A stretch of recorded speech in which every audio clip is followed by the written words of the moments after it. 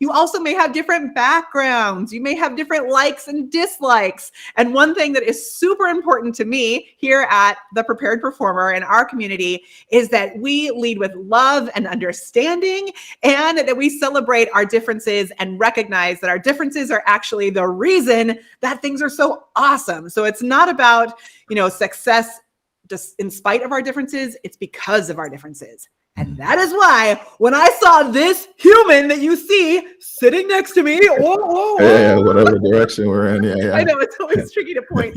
When I met this human at Traffic and Conversion last year, oh my gosh, I was like, wait a minute, you are my new best friend. I don't care what you say. And you have to come share your brilliance with our community. Please, please, please. So that is what we're doing today. This is Kemy Joseph. Oh my gosh, I have so much that we could say about his magic. And I'm going to let him give a little brief intro of his background, how he became the expert that he is in all of this goodness.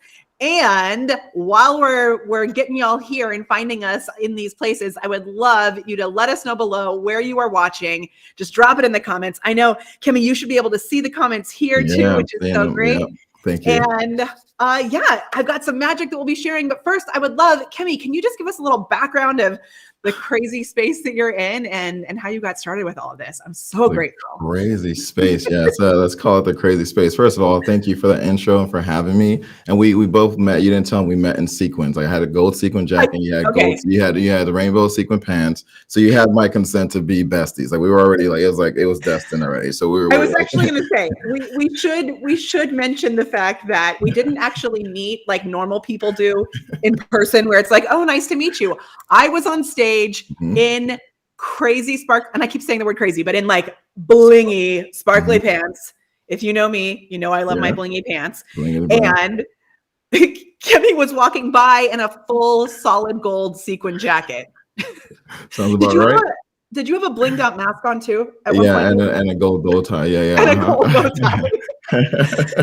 So from the stage, even before I knew that he was going to be speaking, I called him out from the stage and I was like, yo, you are my spirit animal.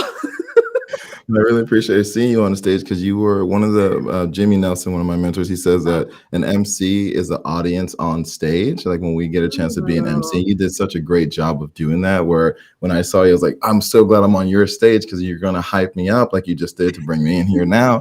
But you're also going to help carry the message and connect it to the audience. And so as soon as you made the invitation, I was like, absolutely. And I appreciate you also, like right now, just kind of catching yourself and saying, hey, I don't want to say the word crazy. I know I'm saying crazy. There's many other words, right? You said bling bling, like you're like. Okay, so this is actually something that I have realized and I've learned and I'm trying to get better at. Because can you just talk about that right away from the top? Because it's something I've thought about a lot. Absolutely. I mean, I like to think about how leaders who autocorrect get more respect, right? As we're going through the world and we're talking and we're saying things. Like one example was I teach classes on implicit bias, and I was doing one and love the content that we get to teach. And at some point I said to the effect of, I don't want this to fall on deaf ears. And I immediately caught myself, was like, that's not what I really meant to say. I meant to say, I don't want this to be misunderstood. I want this to be as clear as possible. And almost immediately as I was saying that, I told people the reason I'm saying this because I want to make sure I don't offend the deaf community, or that I can just use other words to make sure I'm being as inclusive as possible. Meanwhile, somebody was in the chat saying, yeah, I appreciate that because I'm deaf, and that kind of, I hear what you're saying. It could feel very offensive to some people. They didn't take offense in that moment, but they could see how that could be offensive. And what was interesting is that after we did this whole hour training, people said that was the moment that stood out the most, was like in real time, seeing somebody who's called an expert mess up and say, great, I caught myself and here's what I actually want to say. Let me say that moving forward and show a teachable moment, even though I'm the one who made the mistake. That it like makes me cry. Yeah, it gets me too. I think it takes such bravery to be able to catch yourself right there and not make a big deal out of it, and to just recognize that we're all going through different experiences. No matter what our experience is, all of us are experiencing things that are different. Right. Yeah. And how can we be respectful of those experiences? And it's interesting too, because in this world of as innovators and as problem solvers, we know that innovation sometimes comes out of mistakes, right? When we can like make mistakes become a building block towards prosperity, towards real innovation and change, or we make mistakes be a building block and we build a prison of shame and blame. I'm no longer wanting to build a prison of shame and blame. I would rather be using these mistakes as building blocks to build those bridges of progress. And so as it kind of like circles back to where, as you asked me, where was my journey? The shortest version of my journey I can say is that I'm born and raised down here in Miami, Florida. And I'm first generation Haitian American, meaning my parents are immigrants here, and I have 9 siblings. So there was just a lot of intersections that were happening at the same time growing. About this, but my husband is 11. When I saw on your bio stuff that you had 9 siblings, I was like, oh, I remember the first time being in a car where there were many of his siblings in one car, and I was like, now I understand why he is so loud when he speaks. Well, otherwise he's not going to be heard. A little loudness, like competition, scarcity. So and what was interesting is that I was experiencing that in my family and outside. And so my work in diversity, equity, inclusion stems from really experiencing discrimination, the frustration of lack and poverty, but also the understanding that it was about culture. And that's, for example, my skin is Black and I can be considered Black American here on every demographic chart, but my culture is Haitian. And there was times where Black and Haitian cultures did not go together well. And there was times where I even had to hide that. I would go to school and then they say, like, are you Haitian? I was like, no, right? Like, try to even change the way I speak to make sure I don't get bullied or jumped, right? And this is interesting to me. There was never a conversation just about white and Black conflict, because discrimination has no one skin color, no one way of showing up in the world. And so for me, that has really informed my work of how do we bring more people together, and so we can really unsubscribe from the divide that people continue to add to this conversation, and say, if we actually want to reconnect as human beings, we have to be willing to meet in that space of trust. I'd love to touch on that a little bit more as we jump into this, because that's something that can you just repeat that last little bit that you said, the unsubscribe from that divide? That's so it's so beautiful and it's so powerful. Can you just repeat that little section again? Yeah, I mean, pretty much what you just said there. Unsubscribe from the divide, right? Because for what I realized is that especially the election, I think, showed us quite a bit of this, is that we're promoting people to pick a side. And when we started talking about things like political inclusion, for example, people are like, what's political inclusion? It's like, well, if you don't know what it is, that means you're probably practicing political exclusion. Like, we're excluding people just because they're voting differently than us. So that's when we started to talk about unsubscribe from the divide. We no longer want to have those conversations around who did you vote for as to say that, hey, one choice you made means that we can't be friends. I know there's some severity of choices, right? So we're kind of simplifying it for the sake of this conversation.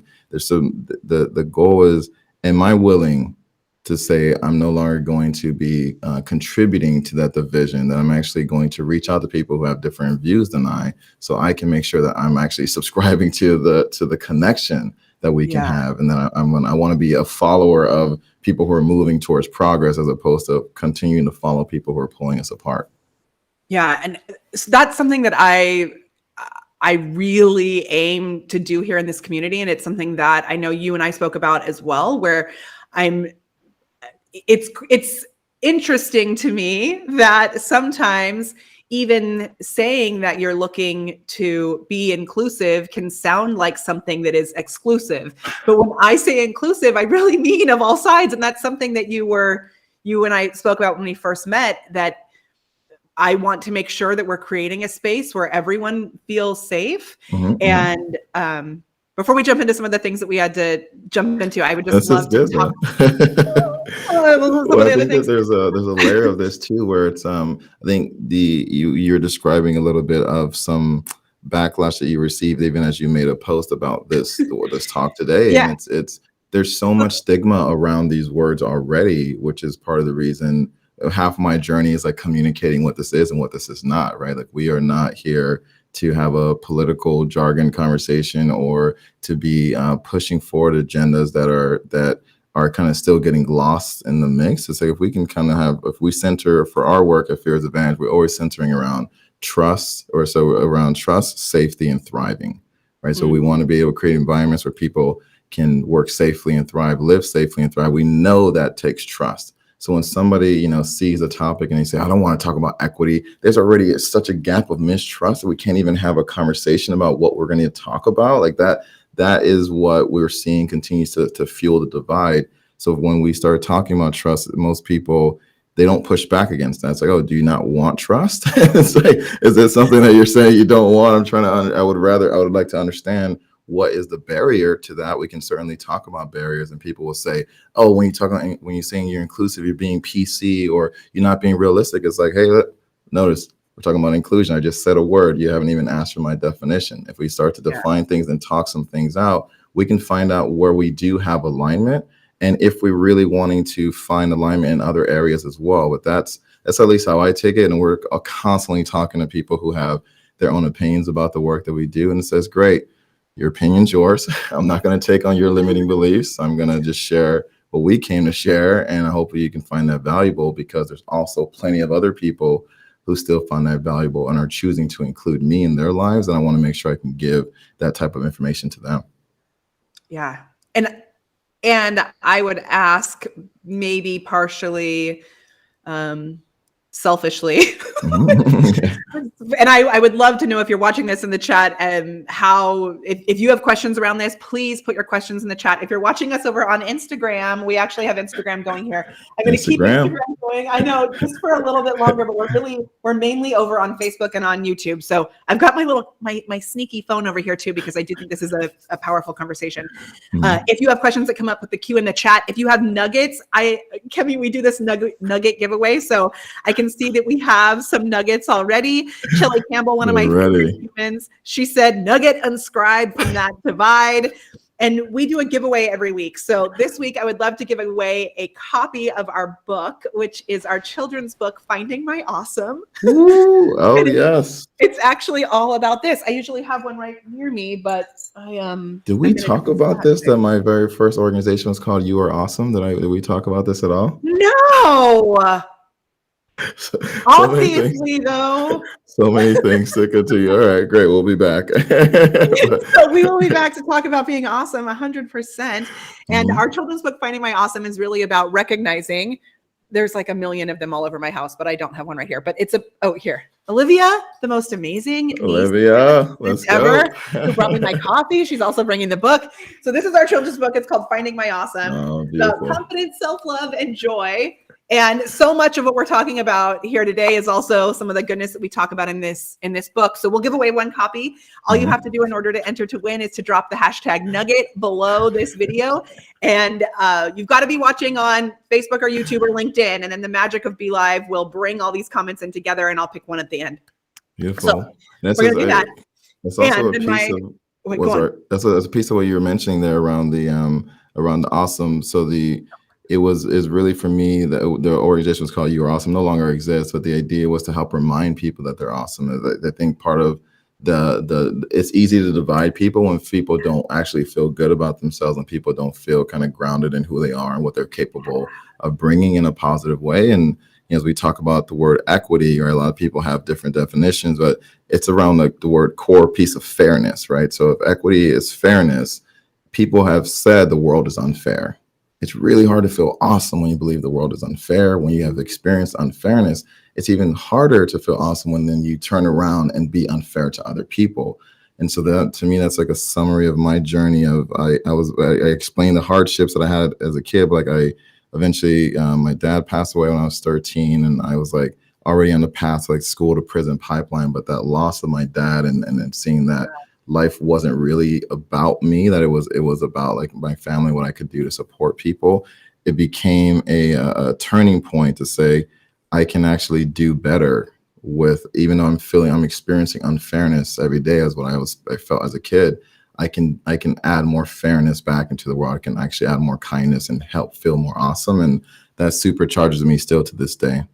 And the equity thing is something I'd really love to dive into also. So, and we spoke a little bit about this, but on Facebook, my name used to be Molly Equality Mahoney Dominguez, which I don't talk about very often on these shows, because usually on these shows we're talking about marketing tactics and all these things. And I know if you're here as a part of our community, you know that kindness is one of our most important values that we talk about all the time.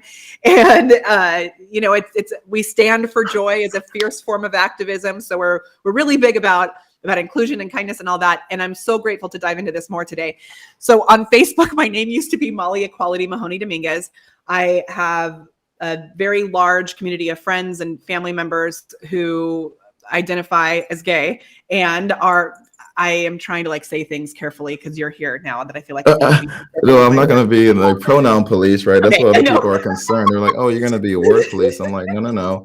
I want to support and thought partnership. Let's go for it." So gay marriage is something that was important to me. It still is important to me, and so I changed my name to Equality because of that. When that was like the stuff was coming out around that.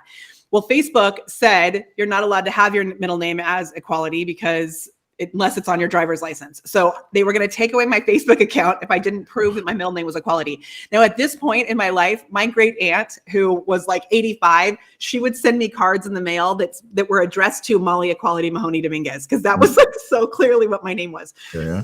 And I was speaking to a friend and I was telling her this story and she was like, "Well, Molly, equality is not really what it's about. It's about equity."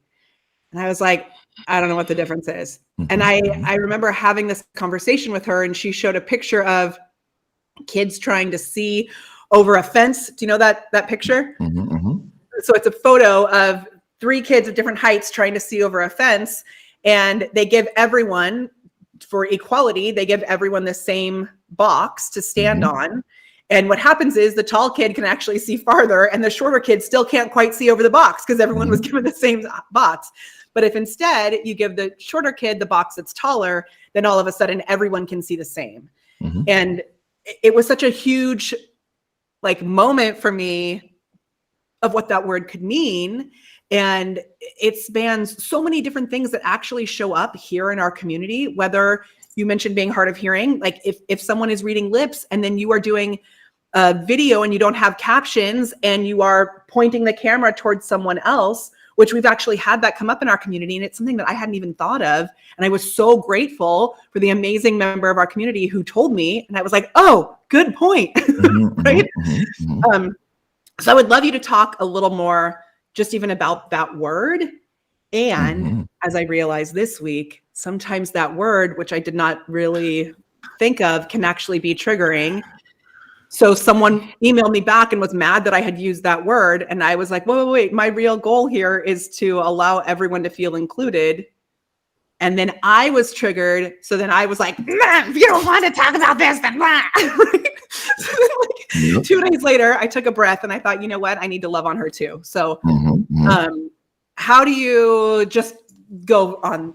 Just go. All right, I'm going to take it piece by piece. I also just realized while we were talking, I have this bracelet that's so you know for real. It says you're awesome. And I'll send you some. And then on the side here, it says hashtag being kind changes lives, right? That was our tag. God. So yeah, it's funny as we were talking about that. I didn't even realize I had this on, but then so that I'm going to take everything in order. So talk about that. And then too, as you're talking about the difference between equality and equity, right there, we can have equal rights, right? That's what, especially the civil rights movement has been, especially we're honoring Dr. King at this time right now. It's like they want equal rights for people to be treated equally, be treated fairly.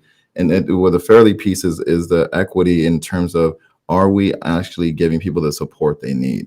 I think for people, they kind of look at race, and like race is such a trigger, right? A lot of people have been hearing about racial equity right now that it's like, I don't want to talk about race. It's like, we just said equity. Fairness is fairness across all dimensions. It's not fairness just around race or skin color. So let's break it down in terms of businesses. If I were to tell you that this one solution is going to help you and every one of the business owners exactly the same way, people would not even believe it. So how could we believe that every single person needs the exact same solution? Equity is saying for every business owner on this call, you can get the support that you need to make sure your business thrives from where you are currently. So it might be a bigger box for some of you. It might be a whole nother kind of vehicle or the kind of transport system to make sure you can get the kind of elevation that you need to succeed in similar ways as other people. That's what equity really is. And if we apply it to business, maybe some people can kind of untangle this race conversation and say, if we really understand equity and applying fairness, when we start being more fair in our own organizations, we start to get more and more able to be fair and even more inclusive to other people outside of our organizations and other areas of our lives. That's actually, I mean, if we really look at fairness, trust, and equity, it's one of the reasons we made the whole shift that we made with our marketing program, where we're teaching people how to use video, right? So we have a program called Show Up with Video that gives you a marketing plan. And it used to be all centered around Facebook Live and what worked for me. And I realized not everybody is as emphatic about creating content as I am, right? So in or about Facebook Live, right? There's a bunch of different ways to create content. Yeah. So. And whether, I mean, now we're doing lives on, YouTube, LinkedIn, whatever. But also some people prefer to record short form little bits of content, right? And so we've now restructured our entire program that it really looks at who you are as a human and allows you to choose the pieces. Like we give you different recipes, but you get to choose the pieces to create the thing that's best for you and your business right now. So it's you're doing it. That's what I'm saying. There's so many people already doing it, but as soon as, again, race is one of the most intense conversations around it. It's like if we can peel back the layer and saying there's people who are already practicing it, business owners, we especially as entrepreneurs, we get paid to solve problems, right? If we're talking about being inclusive, it's really giving us a chance to say, okay, can I solve this problem? Like, how can I broaden it out and be more inclusive, reach more people, which we're always saying all the time. We have to reach a wider audience. We have to get more subscribers. Well, that's inclusion. That's just using marketing terms to say what's going to have that person want to follow you and help and actually feel like they are a part of your community, as opposed to just a means to an end kind of conversation, right? And so I think that's when folks saw what was happening in the world over the last year and a half, especially, if you were in a targeted group, we started to look around and say, what is this person that I'm following saying and doing in response to what's happening and impacting us that is very visible now. And I think when people saw the lack of support or what they felt might have been inauthentic, it created a whole other divide. And anybody who was kind of on the sidelines watching it, and especially if they weren't directly impacted, was getting so many mixed messages. And if we go back to marketing is all about clarity of message and delivery, right? So if we just look at it from that standpoint, a lot of these conversations around DEI, around justice as a whole, have been so warped that it's sad that we are talking about it and not actually giving ourselves the permission to make things better. Talking about it. That's good. Because it's like, what, are you actually going to move it into action, or are you just going to sit there and keep talking in circles? So when stuff like this comes up, and another thing that you and I spoke about was this comes up in our communities, whether it's, I mean, I saw in a community that I'm really active in recently, someone asked, deep breath, you said. Someone asked whether or not, I'm just going to actually say what actually happened. So in the Jarvis community, some people know that I love Jarvis. Jarvis is this AI copywriting tool that I'm obsessed with. And someone asked, does Jarvis identify as how does Jarvis identify? Like it's he or she, whatever. And the comments on it, some people were like I call Jarvis he is a male in my eyes, whatever. Some people started making some jokes about it, like, whatever. And then some people were like, he's a robot. It's an actual tool. There was a whole very interesting thing. And then one person said, hey guys, like we shouldn't actually be joking about this because this could actually be harmful to some people. And then as soon as that person said that, holy smokes, the wrath came out. And it was like all of a sudden this post went in this direction that I was like, what is happening? Right. So they ended up, I thought Becky, the community manager, handled it so well, but she closed the comments on it and responded in a very kind way. But there's a fine balance between legitimate questions, right? Little having fun and talking about a robot, and then things going a little too far maybe, and bringing up some things that are potentially triggering. So love to know how you suggest that we handle things like that in our communities. Well, I was like, I should just like fade it by here, get out of here. Big question. I'm gonna like, So, and go. as I mentioned before, one of the other pillars is safety. And the safety piece has a lot to do in 4 dimensions, and it's going to be the physical safety, emotional safety, psychological safety, and intellectual safety.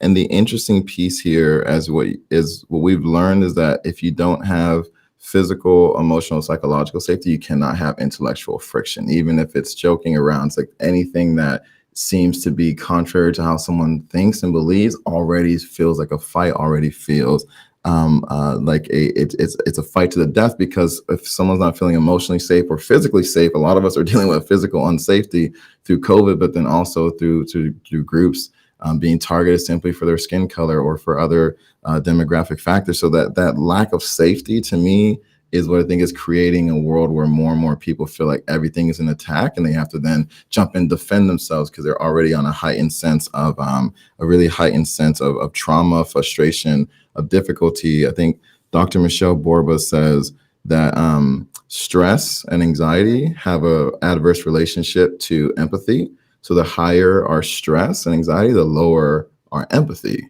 And you can put in the chat here if your empathy has gone high or lower. Is your stress gone higher or lower during this time of COVID? Most of us, it's gone higher.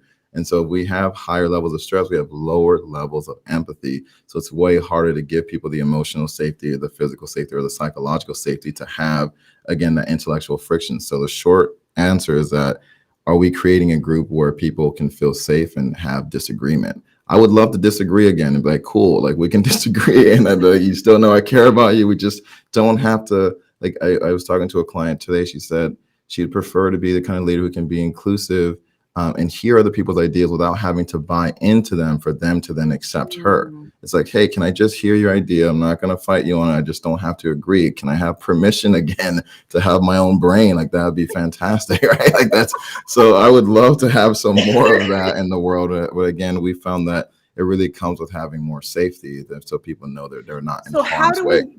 How do we give people permission to have their own brain when when it, depending on what makes you feel safe, everyone has different opinions on what safety looks like, right? And if we get to the point, to play devil's advocate for a second, can I say that? I don't know. I mean, you can say it, yeah. It's funny too. Before people start, like, I always watch words. I'm like, why do we have to advocate for the devil? It's like, we can also, I mean, if we're gonna bring religion, like, what about advocating for God? I mean, I'm just throwing it out there. I'm not the goal, but I'm always like, to me, if some people be like, well, that's playing devil's advocate, I'm like, now we're getting in a loop. But it's actually so funny to be so hyper aware of the little things that we say and the phrases that are, typical phrases, and being intentional with every word, which, yeah. So it's a practice. I mean, and that's the biggest challenge I have for folks, is just like, even if it's not gender, like I'm just trying to de-violence my language in general. Like there was a documentary filming here. They're like, hey, we're going to go shoot Kemy in the office. I was like, no, you're not.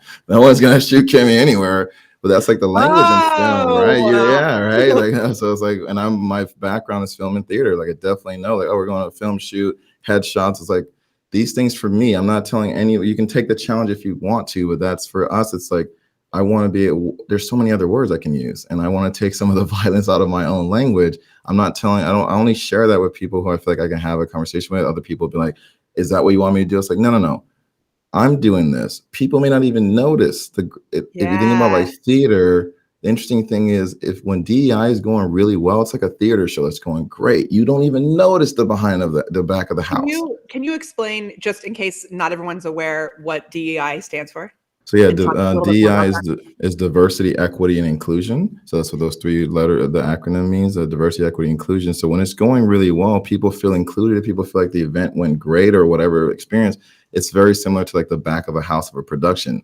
People barely think about the back of the house until you hear like a light drop or something go wrong. Like, what the heck's happening back there? It's very similar, that people don't even watch or really listen to their language until they hit some kind of trigger word. It's like, I would rather be intentional about my language throughout, so the productions always feel smooth. And anybody who's watching, even with a close eye, can say, Kemy is like very intentional with his words, because that's how I want to live intentionally. That's me. giving myself permission to live inside my own brain.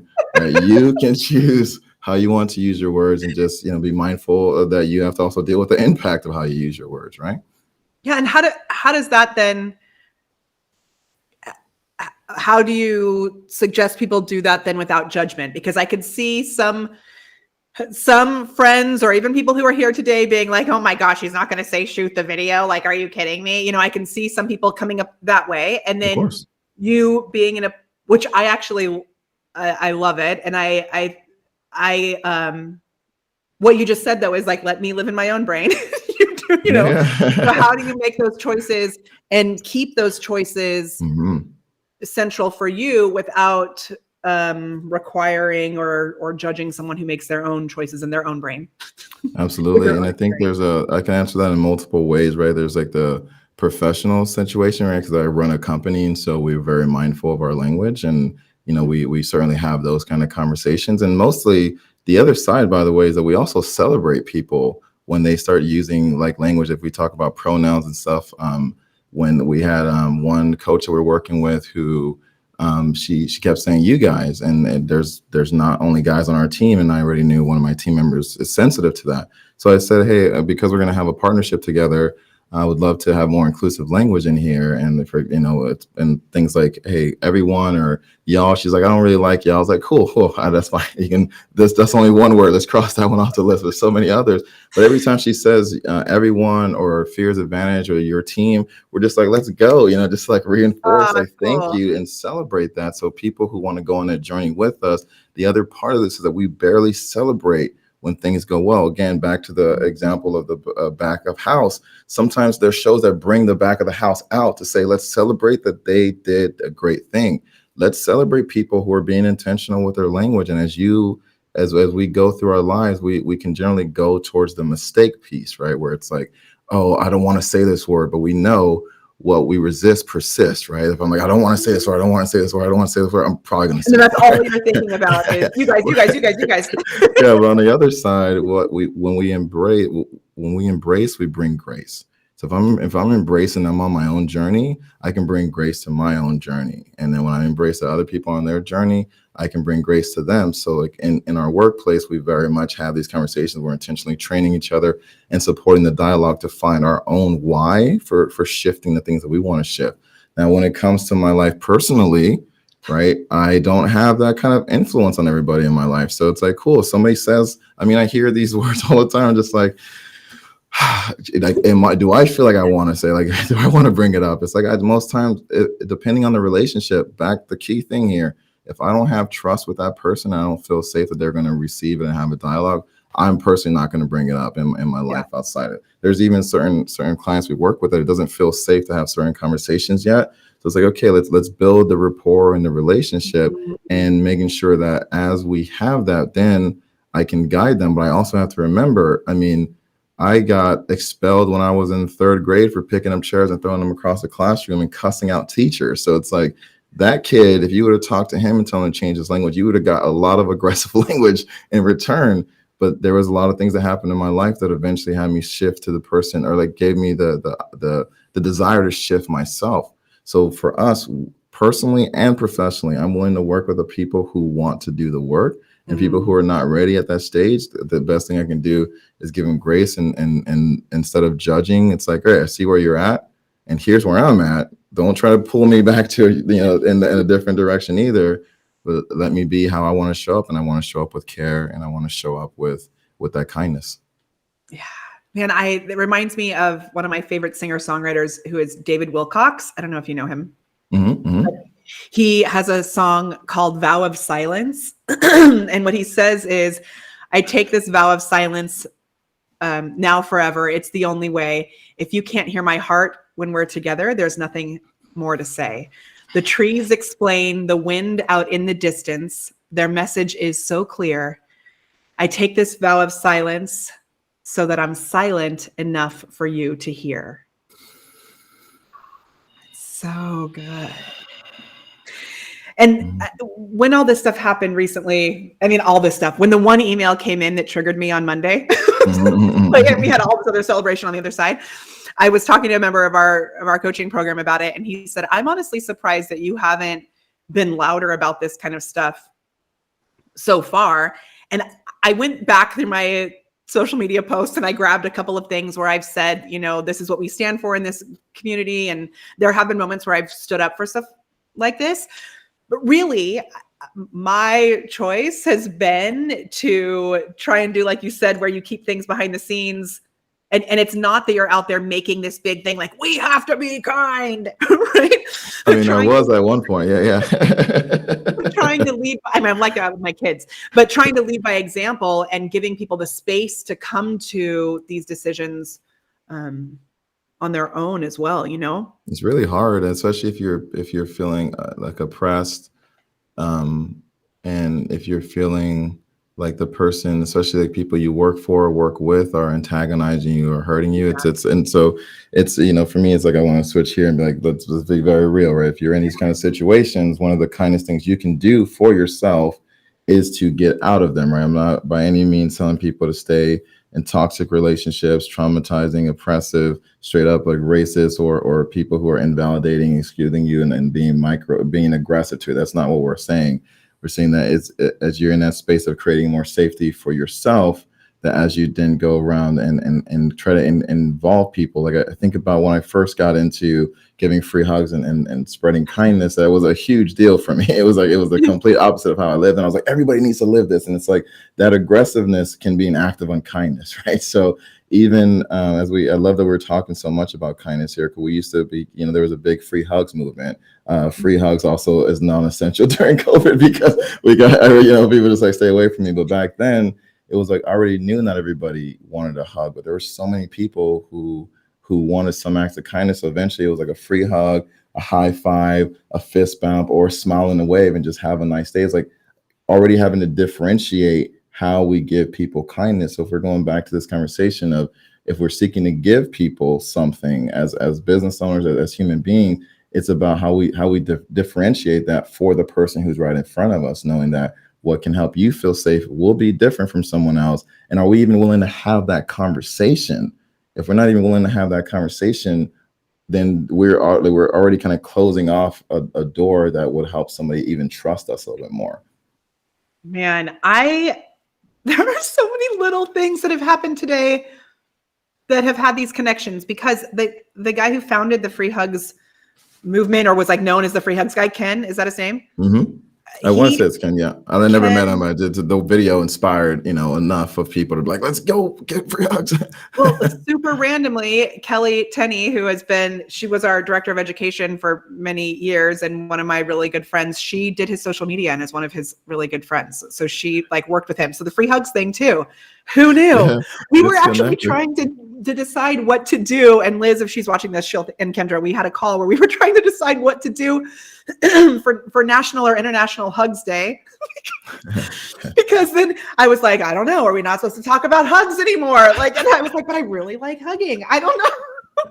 Yeah, it's it again, but not everybody wanted contact, right? I think those were the beginning for me of that, saying I want to do something that can improve someone's day, like right now, right? And some of that, what I learned is leaving people alone. Some people say, like, the best thing you can do for me is leave me alone. Awesome, okay. Like there were other people who I remember one young man who like saw me for about a year, and then we actually ran into each other. This was like when I was back in college. We were running into each other like outside, like in the community. And he said, you know, I was going through a really hard time, and even though I never interacted with you, it was really instrumental in helping me get through this breakup that I was going through. And that story has always stuck with me. And someone just told me recently, this was last week, that I actually met at Traffic and Conversion. And they said, Kemy, when I saw you on stage, this is another Black man, he says, you know, I saw that people were watching you, they were paying attention, they really felt like safe and welcome.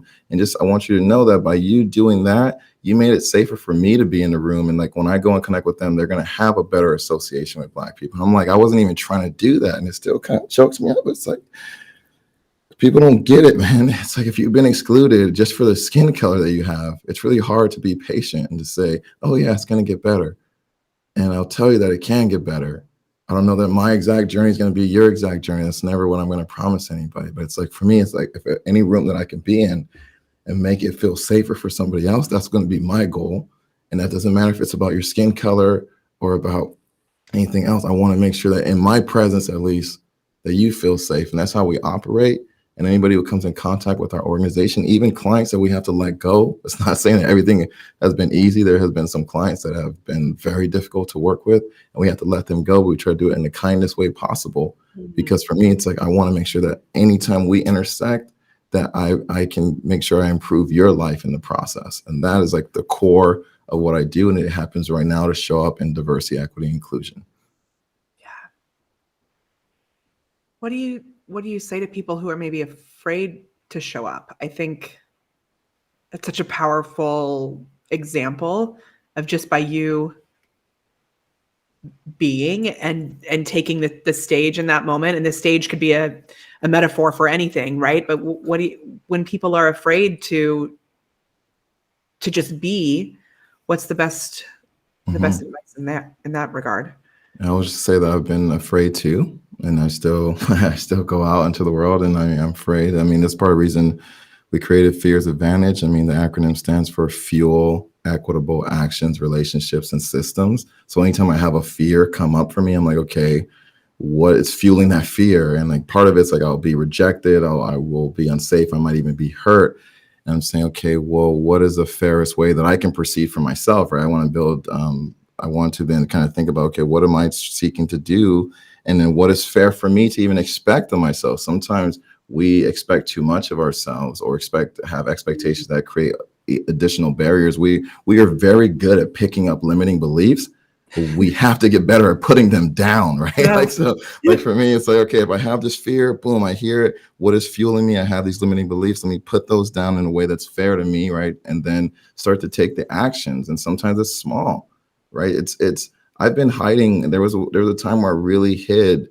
And then the murder of George Floyd, it was like, oh man, I haven't been doing what I could to make things better for other people in this way that I am now. And it was a catalyst to say, I can't hide anymore. And that's for me. It doesn't need to be the same catalyst for you. But immediately I started to take actions. And guess what? The more of those inclusive actions I took, the better relationships I was building. Yes, some people we kind of polarized away, but I certainly have made efforts to reconnect with folks, to build relationships, and then building support systems. I think if people can just break it down in that way and say, if I'm afraid of showing up, what is going to fuel me to do this? What is the most fair thing I can do to support myself right now? And then they can start to go about the actions. What relationships do I need to build, and what support systems? I mean, I've built an amazing support system of people around the world now because of Zoom has enabled this. And, so many people reached out and continue to reach out. And that it's just a beautiful thing that I'm glad that I stopped hiding. And the more that I see positive change, the more I continue to be inspired to keep going step by step. So you're actually now helping companies to do this. And I know we've got about 15 minutes left, which I'm loving this. And I know we may have had some questions come in, so we'll come up to those. Love. By the way, thank you everybody in the comments. I'm seeing this. So if you ever see my eyes dart down, I'm like, oh man, should I acknowledge everybody? But thank you. This is amazing. Let's take a moment to do that. Yes. I want to highlight Charmaine, because Charmaine does so much work, honestly, in this space as well. She has a company called Vision and Voices Together, and she helps parents of kids with special needs to be able to navigate their IEPs. And she has a son with Down syndrome, and it's been so awesome to see the way that she shows up and supports the communities that she serves. And it's really beautiful. And I love you, Charmaine. Shout out to those parents. So I'll give it. I mean, it's you talked about my mom or my siblings earlier, but I mean, if I have 9 siblings, that means my mom had 10 kids, right? So and during my worst times in school, they were trying to expel me. She never gave up on me. So definitely a shout out to the moms out there, and thank you for acknowledging her. And then Carla, I see here. I mean, I'm just seeing people. Carla, oh my gosh, Carla has the coolest story ever. Also, Carla is also just like, Carla, you know this, but you're one of my most favorite humans on the planet. Carla, okay, let's read this, and then I will tell you her. Okay, go. So can you read it? Oh man, I'm a public speaker, not a public reader. You can go ahead and read. You can see it better than I do. What Kemy shared about feeling safe in the room. Molly has always made me feel safe. I love you. One of the first interviews I saw was with Shamika, who's one of my best friends. And you called her one of her favorite humans. Yeah, she still is. But Carla, has such a cool story. And if you've not seen the video that Carla and I did together, I will make sure that I link it around here somewhere just because it's so powerful. And she had been under the impression that, oh, my phone just died, so our LinkedIn video is now over. It was an Instagram. Hopefully they made it over here. Hopefully they found their way over here. Carla had been under the impression that she needed to straighten her hair in order to be seen as professional, in order to be seen and accepted in the world of business and a bunch of stuff that she shares. And she decided that she was going to change her profile picture on LinkedIn. And she was nervous about it, to show her natural hair on LinkedIn. She was super nervous about it. What ended up happening because she changed her picture on LinkedIn, because she was brave enough to show up as her natural self? I think it has 15,000 comments on it at this moment. LinkedIn reached out to her. It's Carla, what are the numbers on this post right now? The people who literally like just came out of everywhere to pour love on her and gratitude for her because she showed up as herself. So make sure you go watch that interview that we did. It was so powerful. I think that brings up a good point too. And thank you for sharing that as an example, right? That if we're talking about inclusion and really showing up to be brave and be ourselves, we have to acknowledge that there's an authenticity tax. And this comes from one of my mentors, Eduardo Placer, who runs Fearless Communicators. And what's interesting, as soon as he said that there's authenticity tax, he didn't provide a definition, but I exactly knew what he meant. I still don't know if I have a definition of this idea of how much does it cost to show up and be you, right? That if we are talking about this world, there's things where people, when we start talking about safety, for example, and its relationship to belonging, safety is needed for people to feel like they belong. However, some people feel safe because they're hiding. Some people feel safe because they can actually show up in their workplace and their authenticity tax is very low. What we've seen is people who feel safe because they're hiding. They don't actually feel like they belong though, because the tax is so high. It's like emotionally taxing, physically taxing. You have to kind of keep up this front and fake who you are. For those people who don't know about what it would take to straighten hair, I straightened my hair at one point. I'm like, cut this off and start over again. But it's a small thing to say.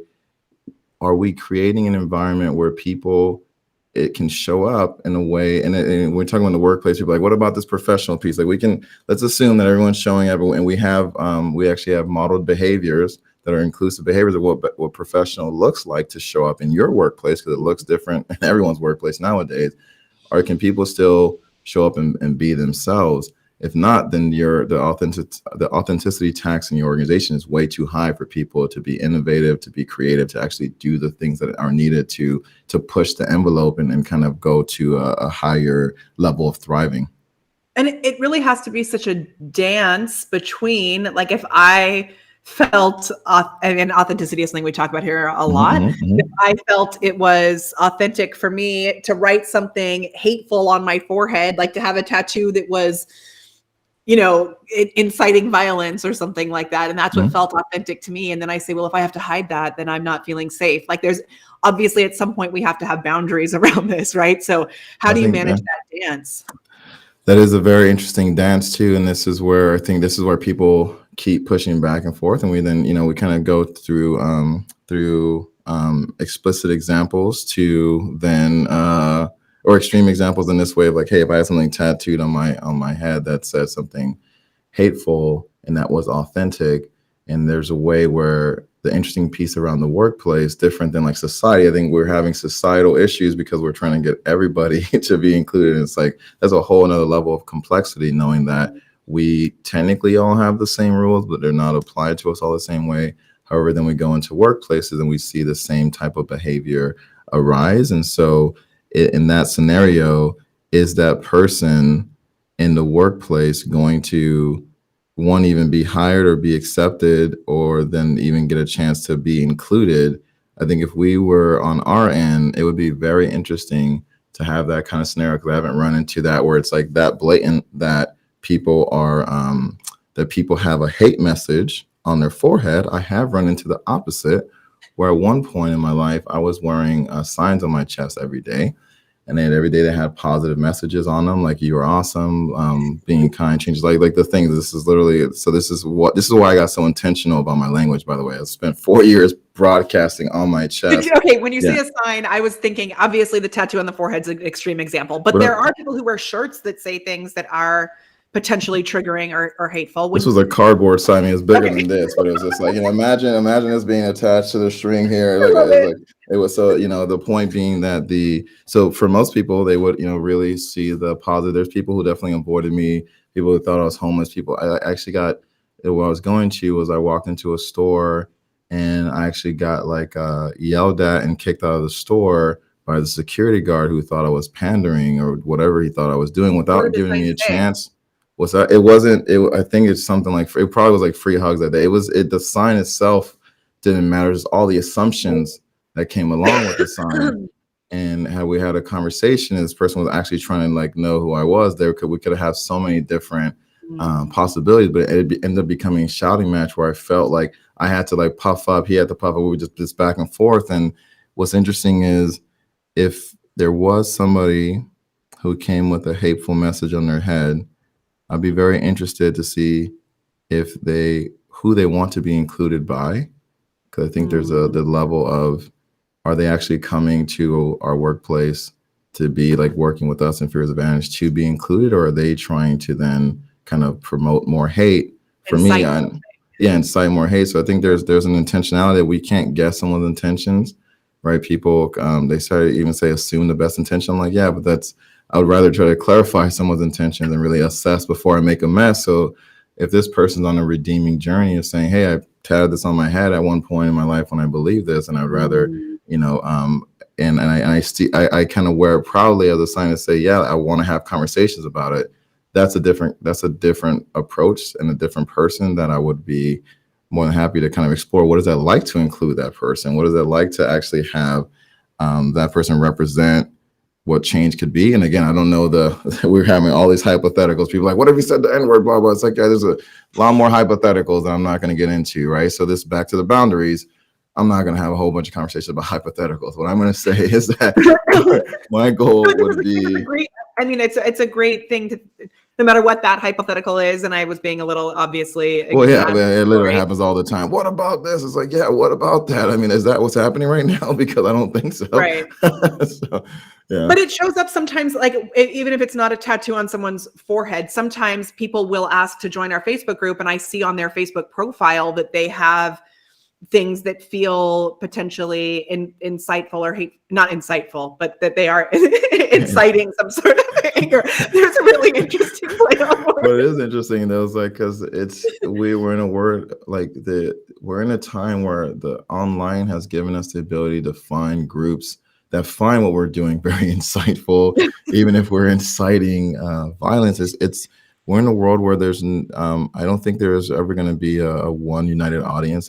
Please don't think I'm trying to sing Kumbaya and believe that it's all going to be able to be 100% included at some point. I'm like, what about 90%? Can we game for more people being included than we currently have? And to your point there, it's there's some groups I joined that they ask you what are your intentions about the group, because part of the reason I separated it before, a professional and my personal life, I think professionally, I'm probably at a higher level of inclusion than I am personally, right? There's days where I'm like, yo, don't talk to me. I'm just gonna do my own thing. I got a hood on. I don't want to. I'm trying to be the most exclusive. I don't want anything to do with it. But it's when I show up professionally, I know I'm showing up in a different way to be of service. And I think as we kind of center this around in the workplace, it's we're asking people to be maybe even more inclusive in their work than they might be in their personal lives. So people don't feel like we're asking them to completely change who they are so they can start to buy into more of the behaviors. Because what I have found is there have been people who I totally judged from right out the gate, and I thought we were never going to have anything in common, or they're going to be this and that. And we sparked some kind of conversation mostly related to our work here.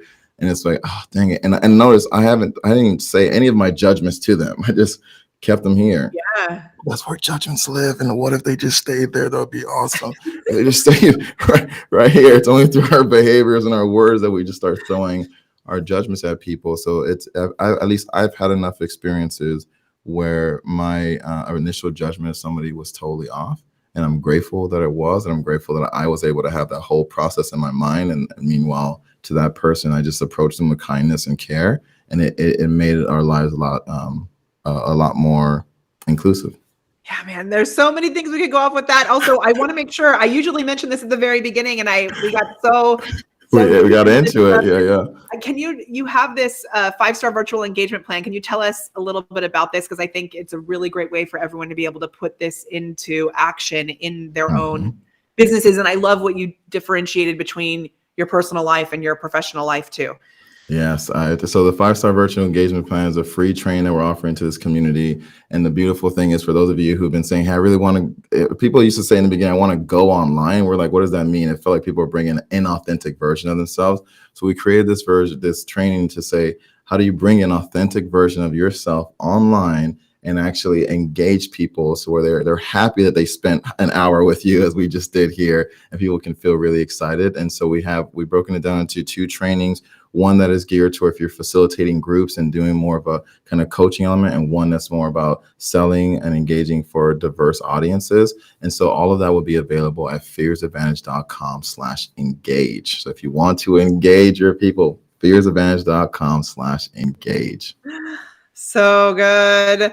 And I never really had directly made I think in my head I had, but I haven't really in an outward way made that connection between how we're engaging with our communities and making sure that these, showing up authentically, creating community, creating conversation. It's all the stuff that we're talking about all the time. And I love the way that you've tied these things together. So we put that in the chat. Oh, and I love Diana Sabatino's here too. You're the best. Yes. I'm going to actually, I'm going to put it so it's scrolling across the bottom of the screen. Okay, scrolling. While you do that, I will say, like, one of the greatest compliments people have given me is like, oh, you're the same person. Like they see me on stage.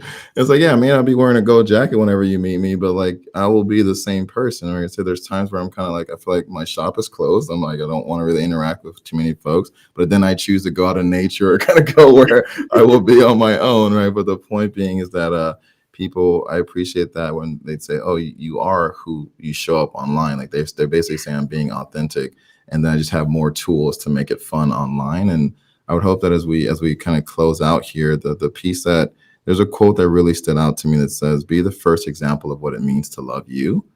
And it's really interesting for people, whoever's listening to this call, I would challenge you here to be the first example of what it means to love you, to include you, to be you on stage and virtual stage in front of whoever you're in front of, because that is what people are really attracted to and get more bought in and more trust from. That is so good. Be the first example of what it means to love you. You know who said that? I have to find it. Looking it up. Yeah, please. That's one person I didn't quote. I apologize, I didn't quote that. It's been in my mind for so long that I haven't gone back and quoted. But yes, please find it and quote. I think you said it because it's not showing up anywhere. But I guess we steal like an artist. Well, I mean, that's why at least I tell people that I heard it, a quote that I heard. That's why even if I can't attribute it, I want people to know it's not just my ideas here. Yeah. I spend a lot of time in my brain, so I want to make sure that whenever I go searching for something, it's always good stuff in there. So yeah. I mean, it ties in so well with what we talk about with how to really be authentic, which is something that we cover even in the book and all this kind of stuff. The whole point really is that you take time to know who you are.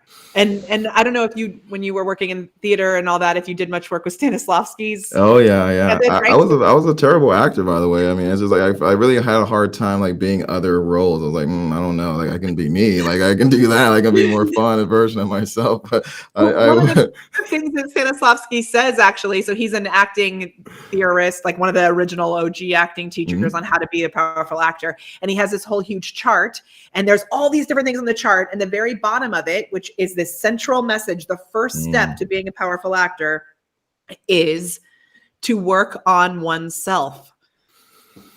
And if you want to show up authentically and you don't take the time to actually figure out what it means to be you, and I love what you just said, what it means to love you, how do you expect anybody else to love you? And and then you start to give yourself the things that you know you want. I mean, and that to me came out of so many hardships. And I was like, okay, I love if we close out with the acting piece, I love the hero's journey, right? It's we're all on it, and so is the other person that we're trying to include or give feedback to. So back to your point, if we still had this conversation of, of how we would include people, I started to think about, well, am I seeing them as a hero of their own journey? Then that means like I'm a side character in their story. I'm a main character in my own life for sure. But if I'm here, like I can support them on their hero's journey, even if that means that we're not going to go on the journey together, right? So that's again, theater and acting and performing has taught me so much, and I hope that as folks go and explore this and you share these, and we come up against people who don't agree, all those are opportunities, even when they come very in a frustrating way. I'm not going to lie. They're opportunities to figure out what we really care about and how that can fuel us to show up even more powerfully. Yeah. And how we choose to respond. I love that. Assess instead of make a mess. Like, or if we're reacting right away, are we stirring up more trouble, or are we assessing the situation first and then making the empathetic choice to, that's leading with love and kindness for everybody. So the assessment for you make, I mean, it also came from in our work, like people always ask us kind of wild questions, and sometimes they're not really trying to talk to us, they're just trying to trap me in some kind of question. I'm like, whoa, like I've learned to be like, okay, what are you seeking to learn from this, from my response before I give it? Because I don't know if you ever talk to somebody and they're not listening because they already have the answer, but it's like, why'd you ask me the question then? Why don't you just tell me your thoughts, and I'm happy to share mine. But like it's been a wild world to engage with people. So I try to assess instead of make a mess, so I can really check myself before I wreck myself as the other version of that, right? So I don't want to be wrecked. I definitely don't want to wreck myself. Let me check in and make sure I can call in. I can call people to our higher values. I love it so much. And I want to be respectful of your time. This is exciting though. Thank you. I can talk to you for another whole hour, and I am sure we've got so many awesome things here. So I'm going to pick a nugget winner. But before we do that, I would love if you could share more about how you work. Do you have time to share a little bit more about how you work with people, and if anyone's looking for support in this, either in their business, with their team, or inside their communities? Dirk Lombard, I'm so glad that you're here. Dirk is one of my dear friends that I haven't seen in forever, who I did the Chitty Chitty Bang Bang National Tour with, and it makes me cry seeing you on this. So I'm so grateful for you. So we'll come back and check in with those. But if you can just tell us if people want more support in this, because I think it's something we all can benefit from. I would love how we can do that. I think since we met in a performer space, I would say that one of my favorite things is speaking. And so, for example, if there's an opportunity to come and speak to your team, we actually are doing a free training tomorrow on reframing the racial equity and DEI in the workplace, to answer some of the very questions that you said people were afraid of. So we can certainly share that too. But to me, speaking, that's if you give me an opportunity to speak, that's one of the greatest gifts you can give to me, whether that's even emceeing your virtual or in-person event. And then coaching is something we find to be one of the pivotal things to help small business owners, founders, kind of entrepreneurs wrap their mind around these concepts in a way that they have thought partnership, to make sure that they have a safe space to think through these instead of thinking about it out loud in front of people who are going to judge them. They get a space to actually have an empathetic ear and a partner in the next evolution of their thinking. It's like a novel concept to actually work on some of this stuff, maybe behind the scenes. I've been such a practicer of learning out loud, and we keep talking about the sloppy 7 figures and how I make mistakes along the way, just so everybody feels more comfortable. And that's fair. It's fair. Totally. I'm just saying there's executives who are kind of processing their kind of thoughts around race in front of their team of diverse people, and they're like, what did he just say? Like, what did they just say? Totally. I'm like, hey, you can save yourself, your whole team, a lot of heartache if you just pick up, we'll have a Zoom call right before that, and we have to kind of help you kind of work through it and have your second draft is going to be solid, right?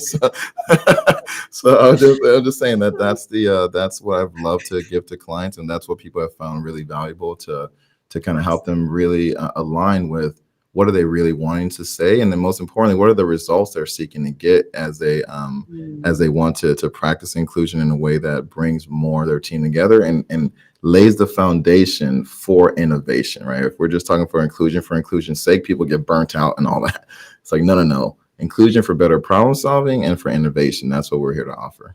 And I love, you had shared also, before we were talking, you had shared the clarity for realignment. I love how you help people to find that clarity as well. So yeah, that's what I'm saying. We can keep going. It's like we just found that people, as they're beginning their journey, a lot of times they have been out of alignment back to, if you're not in integrity with your authenticity, there's like a realignment conversation that needs to happen. Then imagine your whole team is trying to realign themselves.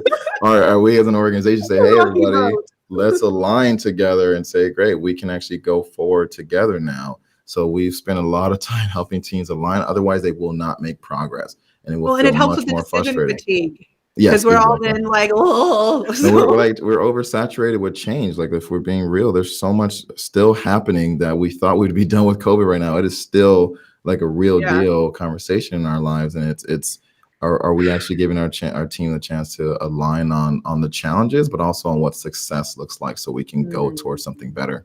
That's what we help people with too. This has been so awesome. This flew by. I am so grateful. And if you would do me the favor of, I'm going to scroll through these comments and then just tell me when to stop. Oh, wow. And we're going to pick our winner. That's a lot of pressure. How about this? We'll double down. We'll cover one of the books as well. And so let's do we can do two? Yeah, we've been talking a lot about kindness. I mean, I feel all right. Let's do it. All right, everybody, just know you watch this. You're a winner. I mean, you're a winner of knowledge and wisdom. You're a winner. You may not be a winner of the books, but you just know that we've been trying to give you lots of gifts. I don't believe this idea of everybody being a winner, but I'm like, oh man, I don't want to leave some folks out. So this is a great piece too, right? Where it's like people are gonna be like, well, isn't that exclusion? Well, we only have 2 books. There's limited. So, but everybody has a fair chance. That's the equality part. All right, let's go. Okay. Okay. Ready? I'm scrolling. Your fingers are already scrolling, and stop. Oh my gosh. Oh yeah, it is Sherry Cameron, and she says, Nugget, be the first example of what it means to love. Yeah. Okay. All right. Cool. So let's so go. Sharon, you're going to email me at molly@thepreparedperformer.com with your address so we can get you this book. All right. Okay. I'm scrolling again. All right. Scrolling. Stop. I mean, a lot of pressure. Oh my gosh. Oh, you're not going to believe who it is. It is Tamar McIver. Hey, let's go. Tamar, you know I love you too.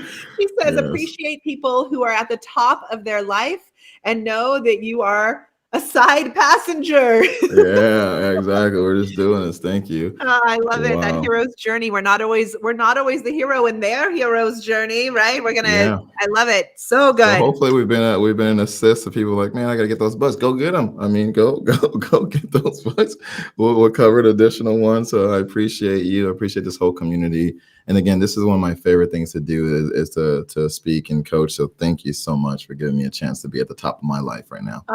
I'm so grateful for you. And we will be putting show notes together from today's show. So if you can drop the word remind me in the chat, wherever you're watching this, we will get you a little message to get you those show notes, to get you a reminder the next time we're live. If you're on our business page on Facebook, it'll be automated and it'll be real quick. Everywhere else, please have some empathy and compassion for my team, as it may take us a while to get back to you. Yeah, so good. And that's good. Setting great expectations. So there you go. Yeah. I love it. Look at that. All right. I'm so grateful for you. And thank you for joining us today. Yes, thanks everybody. Appreciate y'all. We'll see you again soon. All right.